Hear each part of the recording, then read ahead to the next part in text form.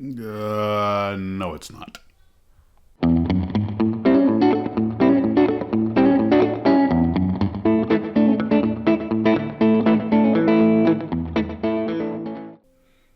Well, hello, Glue Troopers. Max and Max's Models here, and today we're going to talk about the Frog Models W series. And I need to thank Paul Adams in New Zealand for doing all of this research.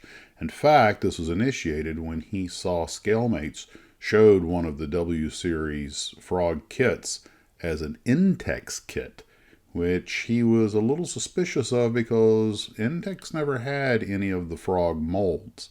Turns out it was probably just a little innocent and understandable human error.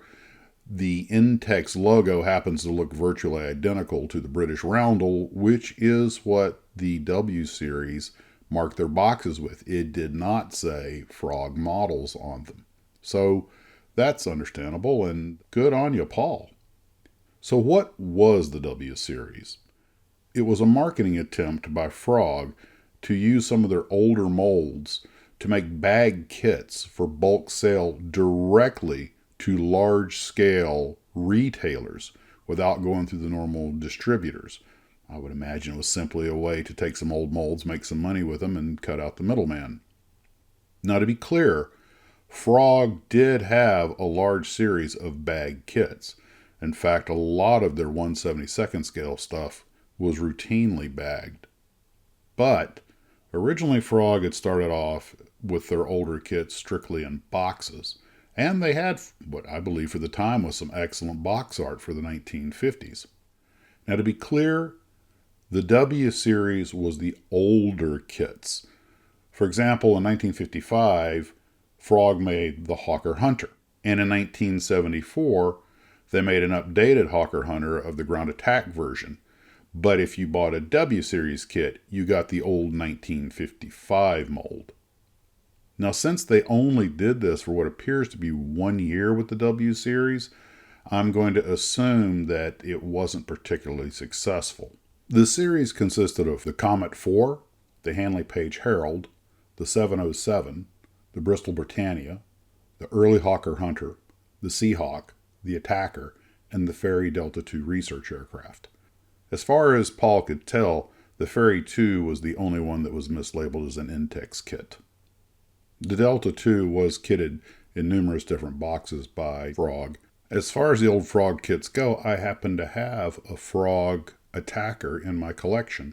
This was gifted to me by Mike Machat and comes from the Craig Cadera collection.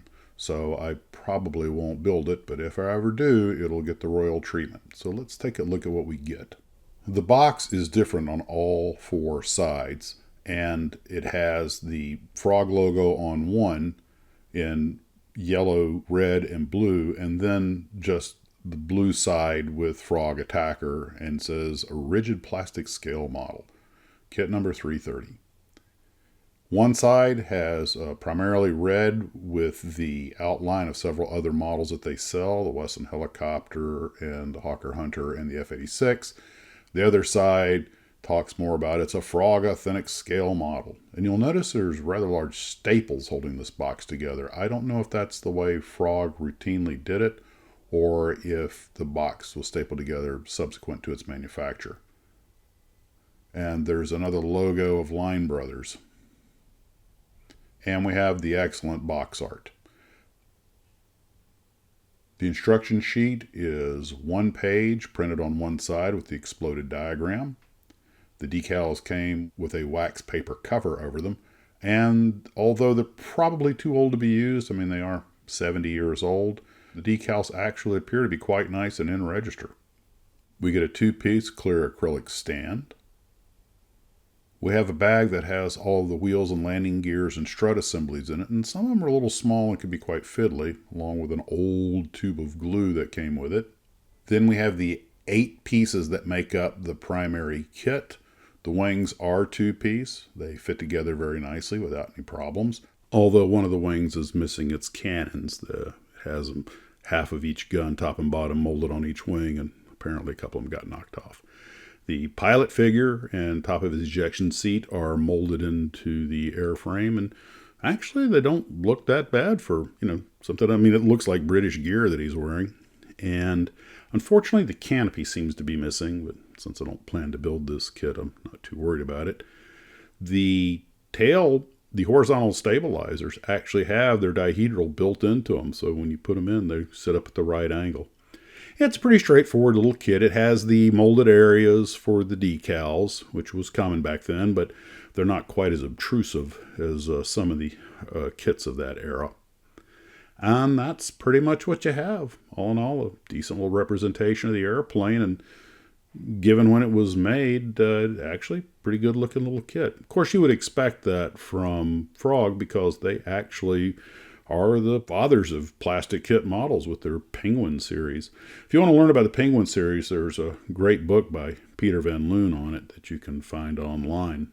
Unfortunately, Frog did not survive in the long run. I believe their last kit was the destroyer HMS Hero in 1978. And after that, the company started trading hands, and some of their molds are still around. A pretty lengthy history on the company itself. I did a video on them. And that's really where we're at with that. So I hope you guys enjoyed that little video. We'll talk at you later. Take care of yourselves. And as always, model on.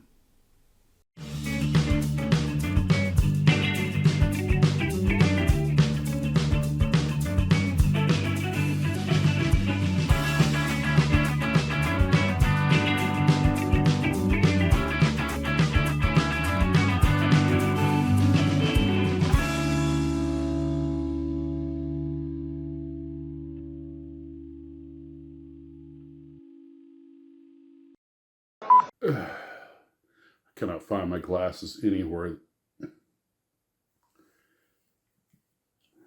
Just call me Brain Fart Max.